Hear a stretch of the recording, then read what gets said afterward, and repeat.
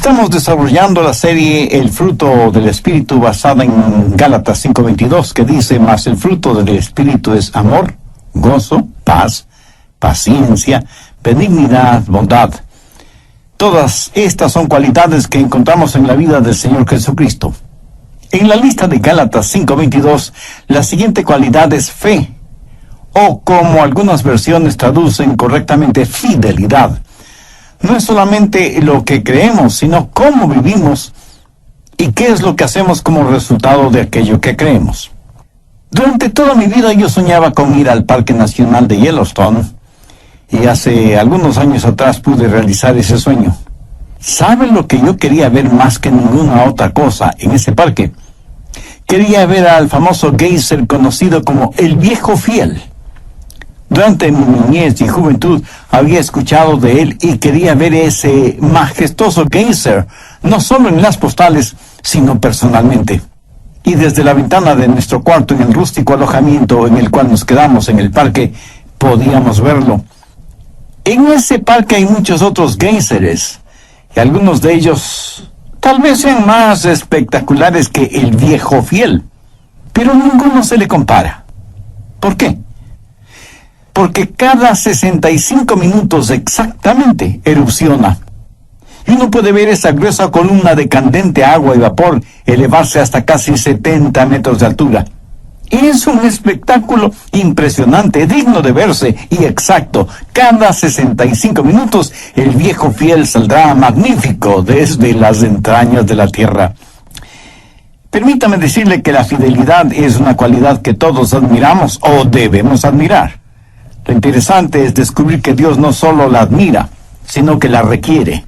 Requiere que los mayordomos o administradores sean fieles. Y realmente no importa qué habilidades tenga usted, o que sea muy inteligente, o que tenga una gran personalidad, o cuán duro trabaja, si alguien no puede confiar en usted, usted no es tan bueno como parece. Ahora, ¿qué es fidelidad? Es integridad, honestidad, lealtad, confiabilidad. Uno puede depender de una persona fiel. Si en el grupo social o en la iglesia a la cual usted pertenece yo pidiera que escribiera una carta a 5 personas en las cuales confía, en las cuales puede depender por completo, ¿recibiría usted una de esas cartas? Piénselo. ¿Es usted una persona fiel? ¿Pueden los demás depender de usted? Si no es así, con todo respeto le voy a decir algo, y espero que no se enoje conmigo por eso. Si los demás no pueden confiar en usted, no pueden depender de usted, usted no es tan valioso como se imagina que es. Y esto es cierto para cualquier persona que carece de esta característica llamada fidelidad. La mayoría de personas no la tienen.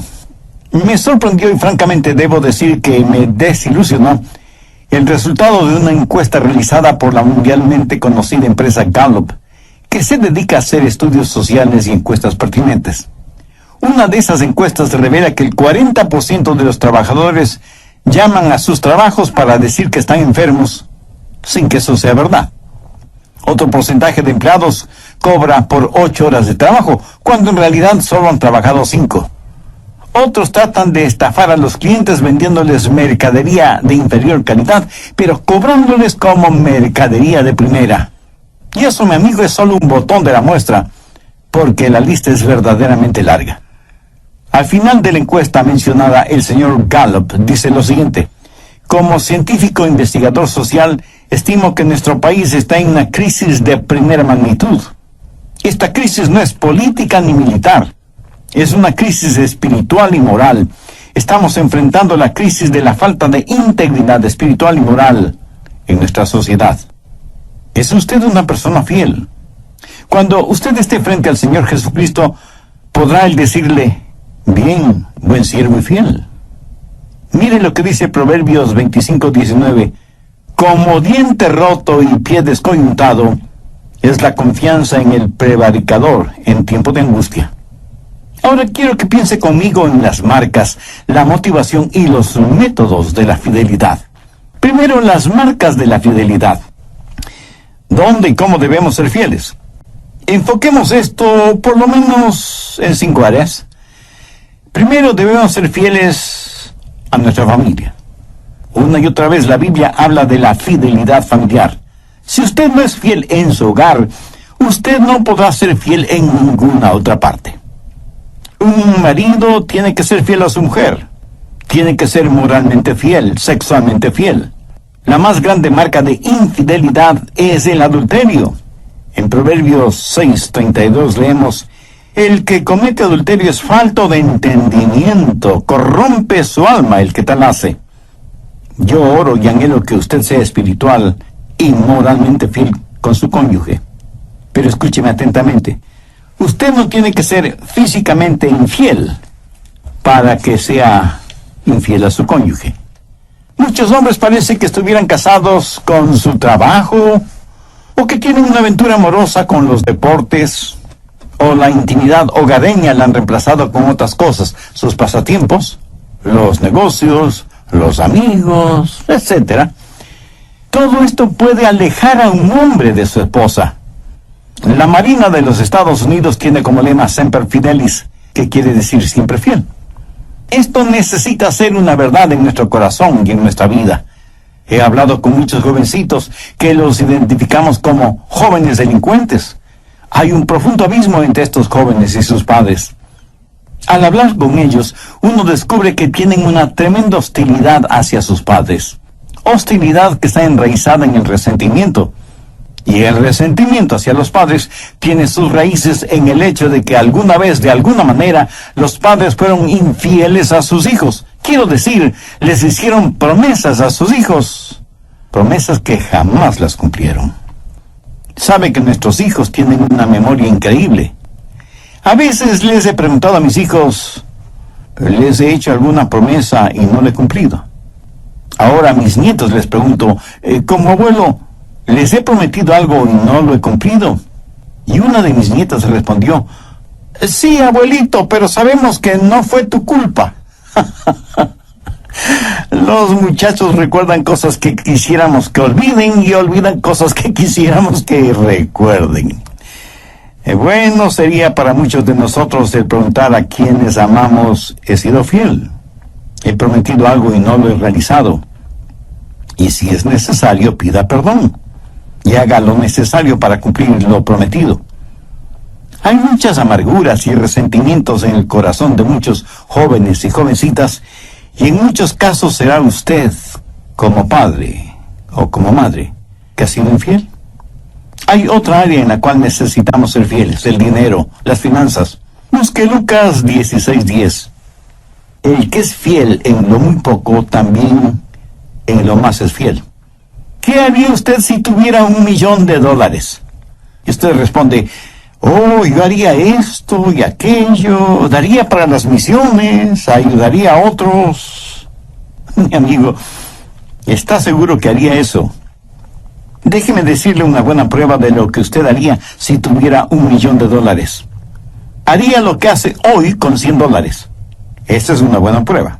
Verá, si usted no es fiel con lo poco que tiene, tampoco será fiel aunque tenga mucho. Si usted roba $100, a los ojos de Dios es como si hubiera robado $1,000,000. Mire lo que dice Lucas 16:11. Pues si en las riquezas injustas no fuisteis fieles, ¿quién nos confiará lo verdadero? En otras palabras, si uno es infiel con las riquezas mal adquiridas, ¿quién le va a confiar riquezas honestas? Las verdaderas riquezas son las riquezas espirituales. Verso 12. Y si en lo ajeno no fuisteis fieles, ¿quién nos dará lo que es vuestro? Ahora, ¿qué quiere decir esto? La prueba de lo que usted hará en el plano espiritual se verá en lo que hace en el plano físico, financiero. Si a usted no se le puede confiar ningún dinero, Dios no le va a confiar poder espiritual. Muchos de nosotros no tenemos bendiciones espirituales simplemente porque no somos fieles con nuestras finanzas. Y porque somos infieles en esta área, Dios no nos bendice espiritualmente. Pero parece que nosotros entendemos las cosas al revés. Muchos piensan, si pudiera ser una persona más espiritual, más buena, si orara más, si leyera más la Biblia y tendría más confianza en Dios, tendría prosperidad financiera. Eso lo escuchamos frecuentemente en la televisión. Pseudo predicadores nos bombardean con aquello de haga las paces con Dios y Él le bendecirá materialmente. Pero este pasaje de las Escrituras enseña lo opuesto. Si usted hace lo bueno con lo que tiene, Dios le bendecirá espiritualmente. Y no tiene que ser mucho. Acepte lo que Dios ha puesto en sus manos, lo que Dios le ha confiado, y será bendecido por Él. Recuerde que lo poco es mucho con la presencia de Dios, y lo mucho es nada sin la presencia de Dios. Creo que la razón por la cual muchos cristianos no reciben contestación a sus oraciones, o por qué no entienden más de la palabra de Dios, o por qué el testimonio de sus vidas es tan pobre, es porque no son fieles en lo poco. Por ejemplo, en 1 Corintios 16:2 leemos: cada primer día de la semana, cada uno de vosotros ponga aparte algo según haya sido prosperado, para que cuando yo llegue no se recojan entonces ofrendas. ¿A quién se dirigió el apóstol Pablo? A cada uno de los creyentes en la iglesia de Corinto. ¿Cuándo debían hacerlo? El primer día de la semana. ¿Y qué es lo que debían hacer? Traer sus diezmos y ofrendas. ¿Cuál era el plan? Dar por convicción, no por emoción. Usted ya sabe lo que va a dar. Es más, ya ha separado lo que va a dar de acuerdo a como Dios le ha bendecido. Y esto lo hace regularmente, no de vez en cuando. Da con fidelidad. Si Dios le ha dado mucho, usted lo mismo hará. Si Dios le ha dado poco, su ofrenda será pequeña. Pero aquí lo que se resalta no es lo mucho o lo poco que damos, sino la fidelidad con que damos. Yo estoy convencido que a cualquier persona o iglesia que es fiel en lo material, Dios le bendecirá con increíble poder espiritual. Veremos a personas venir a Jesús. Veremos a almas que se salvan. Mi amigo, el dinero no es lo importante. El dinero solo es la prueba. Si Dios no le puede confiar dinero, Él no podrá confiarle ninguna otra cosa. Necesitamos ser fieles con nuestra familia, con nuestras finanzas y con nuestros amigos. Proverbios 17:7 dice: en todo tiempo ama el amigo, y es como un hermano en tiempo de angustia. Hace algún tiempo un periódico inglés convocó a un concurso entre sus lectores para encontrar la mejor definición de amigo. Permítame leer algunas respuestas que recibieron una mención honorable. Amigo es alguien que multiplica tus alegrías y divide tus penas. Un amigo es alguien que entiende tu silencio. Excelente. Pero la colaboración que se llevó el primer premio es la siguiente. Un amigo es alguien que viene cuando todo el mundo se ha ido. ¿Qué le parece? ¿Tiene usted un amigo así? Sin que importe lo que usted haya hecho. Alguien hizo una paráfrasis de 1 Corintios 13 de la siguiente manera: la amistad es muy lenta para perder la paciencia. Siempre busca la manera de ser constructiva. No es posesiva, ni está ansiosa de impresionar a los otros, ni atesora ideas superficiales acerca de su propia importancia. La amistad tiene buenas costumbres y no persigue ventajas egoístas a expensas de los demás. Por el contrario, se goza cuando la verdad prevalece. No conoce límites a su paciencia, ni término a su confianza, ni fracaso a su esperanza. Y esto dura para siempre. La verdadera amistad permanece cuando todo lo demás haya fallado. ¿Tiene usted un amigo así? ¿Es usted un amigo así? Necesitamos ser fieles con nuestras amistades. Necesitamos ser fieles en nuestra asistencia a la iglesia. En Romanos 12:5 leemos: todos somos miembros los unos de los otros. Cuando la iglesia se reúne y usted no está ahí siendo miembro, entonces, para el cuerpo, usted está ausente. Independientemente de lo que usted como miembro representa, si usted no está, el cuerpo está incompleto. En el cuerpo humano, sea que le falte un pedacito de dedo o todo el brazo, su cuerpo está incompleto. ¿Por qué debería ser diferente en el cuerpo espiritual? Hebreos 10:25 dice: no dejando de reuniros como algunos tienen por costumbre, A veces oigo a alguien decir, yo no tengo que ir a una iglesia para ser un creyente. Bueno, técnicamente es cierto, pero permítame decir algo al respecto. Yo dudaría del cristianismo de una persona que voluntaria y deliberadamente deja de reunirse en la iglesia con sus hermanos y hermanas en la fe. Por eso es casi una orden el que no debemos dejar de reunirnos. Y otros dicen, a mí me es suficiente el escuchar un mensaje en la radio, o ver algún predicador en la televisión, o leer un buen libro cristiano. Bueno, pudiera ser que eso sea verdad, pero no está tomando en cuenta un punto muy importante.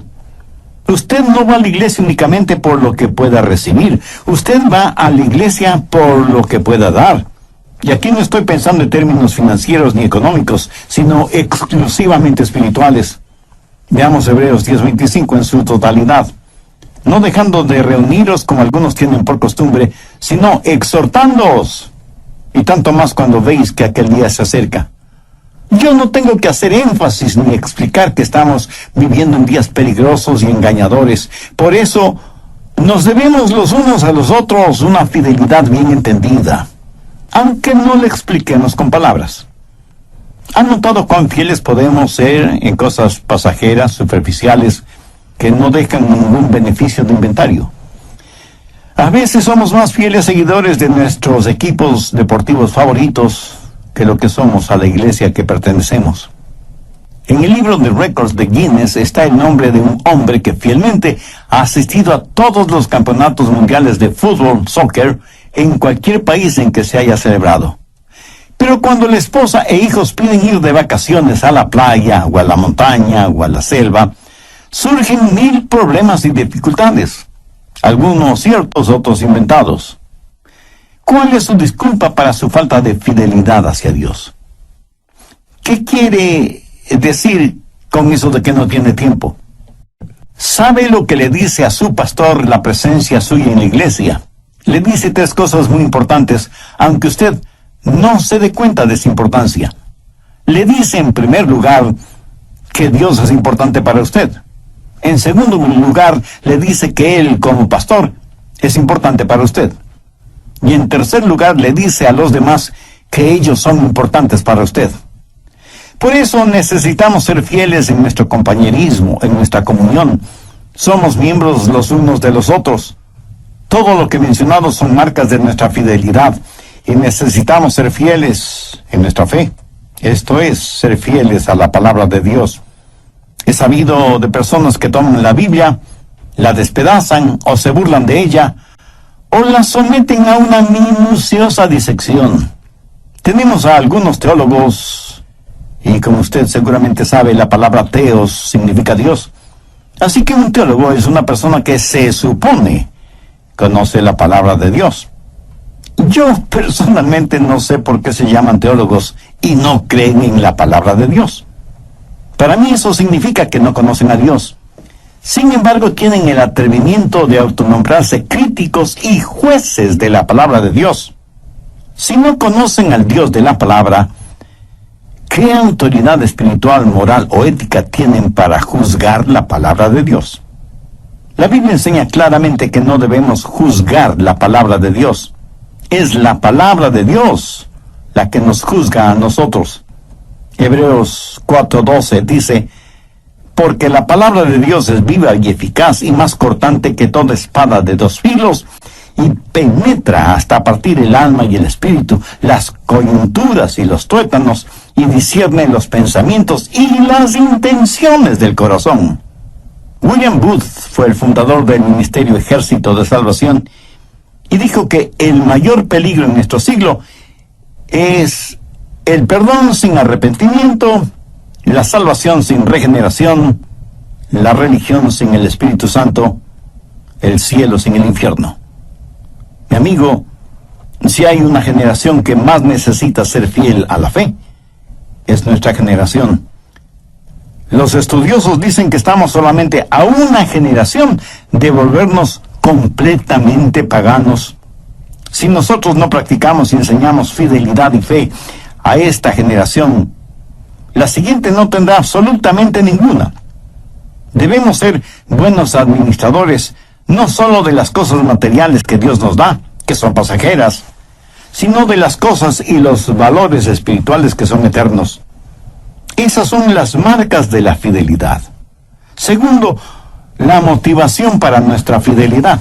¿Por qué debemos ser fieles? Bueno, porque Dios es increíblemente fiel con nosotros. ¿Alguna vez usted ha pensado en la fidelidad de Dios? Quiero decir, ¿en qué áreas de su vida Dios no le ha sido fiel? ¿Ha notado la extraordinaria promesa que encontramos en 1 de Juan 1:9? Si confesamos nuestros pecados, Él es fiel y justo para perdonar nuestros pecados y limpiarnos de toda maldad. ¿Qué sucedería si usted no estuviera seguro del perdón de Dios? ¿Se puede imaginar eso? Suponga que usted ha cometido un pecado y se acerca a Dios y le dice, Dios, perdóname. Ahora, suponga que usted no sabe si Él le perdonó. ¿No sería eso algo absolutamente triste? En cambio, qué gran gozo es el saber que si confesamos nuestros pecados, Él es fiel y justo para perdonar nuestros pecados y limpiarnos de toda maldad. Pero no solo eso. Mire lo que Pablo dice en 1 Corintios 10:13. No nos ha sobrevenido ninguna tentación que no sea humana, mas fiel es Dios, que no os dejará ser tentados más de lo que podéis resistir, sino que dará también juntamente con la tentación la salida, para que podáis soportar. Este mundo sería un lugar terrible si usted supiera que solo hay fuerzas negativas y el poder de Satanás y la atracción sexual y todas esas cosas sin tener la promesa de victoria. Sería trágico solo el saber que existe algo enormemente malévolo y que usted es incapaz de vencer. Pero gloria y gracias sean dadas a Dios. Yo me levanto cada mañana teniendo la absoluta seguridad de la fidelidad de Dios y que Él me cuidará y me guardará. Y no faltará quien me pregunte, pastor, ¿y qué si el diablo le atrapa y le saca de las manos de Dios? Permítame responder esa pregunta con las palabras de Pablo en 1 de Tesalonicenses 5, los versos 23 y 24. Y el mismo Dios de paz os santifique por completo, y todo vuestro ser, espíritu, alma y cuerpo, sea guardado irreprensible para la venida de nuestro Señor Jesucristo. Fiel es el que os llama, el cual también lo hará. Mi amigo, si Dios ha sido tan fiel conmigo, entonces yo necesito retribuir esa fidelidad, y la única forma de hacerlo es siendo fiel a Dios. Escúcheme, Dios quiere mi fidelidad, no mi adulo. Adulamos a los seres humanos porque queremos conseguir algo de ellos para nuestro beneficio personal. Somos fieles a Dios no porque queremos que nos dé algo, sino sencillamente porque le amamos. Mi fidelidad no es para conseguir algo, sino para tener compañerismo, comunión con Él. Tercero, la metodología de la fidelidad. ¿Cómo podemos ser fieles? Bueno, primero siendo fieles en las cosas pequeñas. Volvamos a Lucas 16:10. El que es fiel en lo muy poco, también en lo más es fiel. Las cosas grandes son hechas de muchas cosas pequeñas. Por ejemplo, nuestro cuerpo está compuesto de muchos miembros. Esos miembros a la vez están compuestos de células, y las células están compuestas o formadas por moléculas, y la estructura molecular tiene una estructura atómica. ¿Piensa que ahí termina esa cadena? No. La estructura atómica contiene diminutas partículas que pueden ser divididas. ¿Lo entiende? Todo lo que es grande está compuesto de cosas pequeñas. Aún el vasto océano no es más que un conjunto gigantesco de gotas de agua. Ahora piense en las épocas, en las edades, en las centurias. El milenio está compuesto de siglos. Los siglos están compuestos de años, los años están compuestos de meses, los meses están compuestos de semanas, las semanas de días, los días de horas, las horas de minutos, los minutos de segundos, y aún los segundos están compuestos de centésimas o milésimas de segundo. Todo lo grande está compuesto de cosas pequeñas, y así mismo en nuestra vida. Toda nuestra vida no es cuestión de una o dos decisiones grandes. Es lo que nos sucede diariamente. Es la honestidad, las sonrisas, las bondades, el calor humano, la integridad. El que es fiel en lo muy poco, también en lo más es fiel. Como lo puede ver, son las cosas pequeñas las que verdaderamente cuentan. Mi esposa alguna vez me dijo: Adrián, no me casé contigo por tu apariencia. Me casé contigo por tu inteligencia. Bueno, hasta ahora no sé si me lo dijo en serio o en broma. Pero escúchame. Son las cosas pequeñas las que realmente hacen la...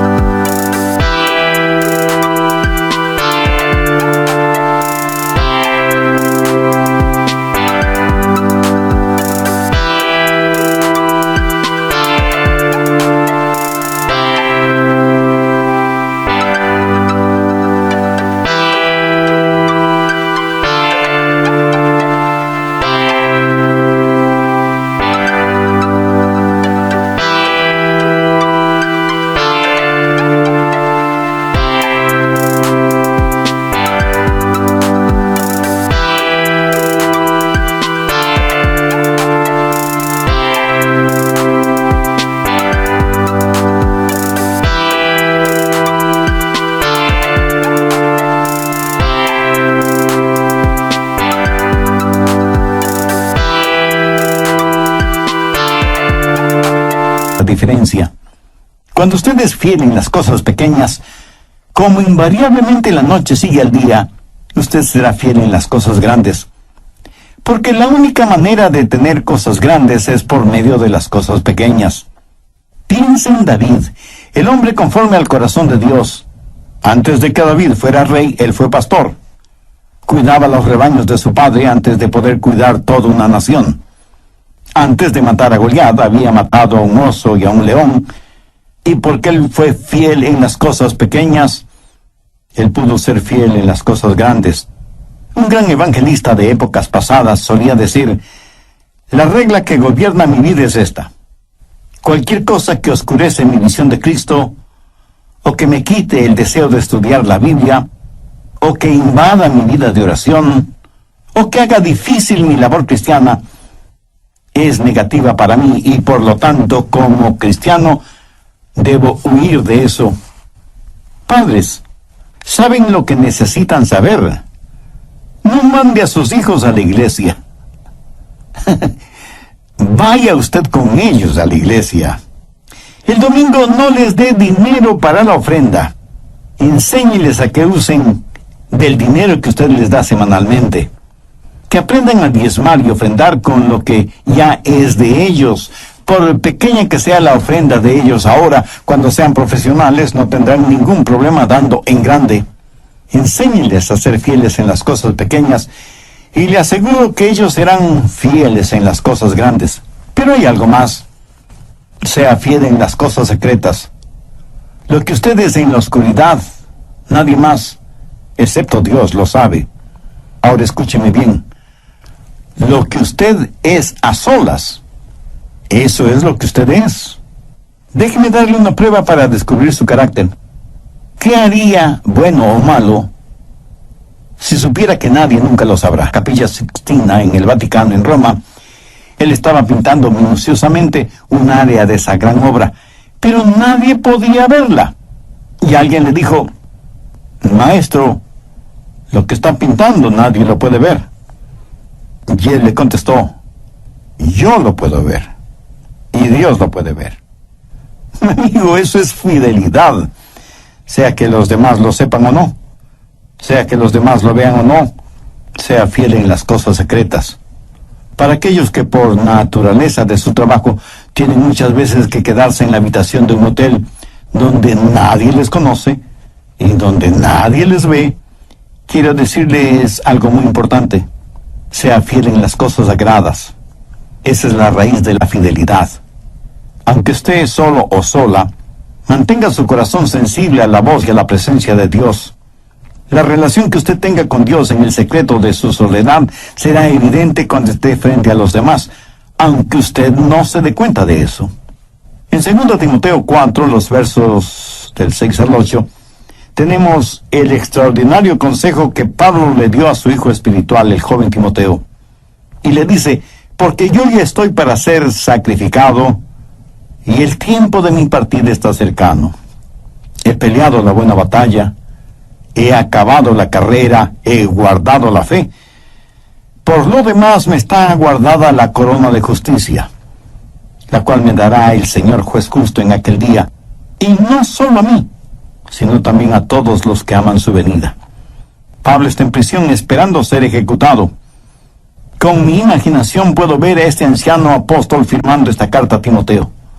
Viene un soldado romano y con un dejo de tristeza en su voz le dice: Pablo, ha llegado el momento de tu ejecución y van a decapitarte.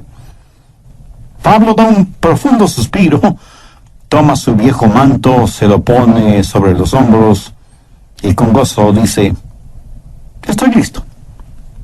Y encorvado y vacilante en su caminar sigue al soldado. Pablo, que había sobrevivido a apedreamientos, naufragios, latigazos y torturas, se dirige hacia el verdugo, que le cortará la cabeza. Lo interesante es que mientras caminaban, el soldado romano le preguntó: Pablo, ¿estás tarareando una música? Y Pablo responde: oh, perdón, no me di cuenta que estaba tarareando en voz alta.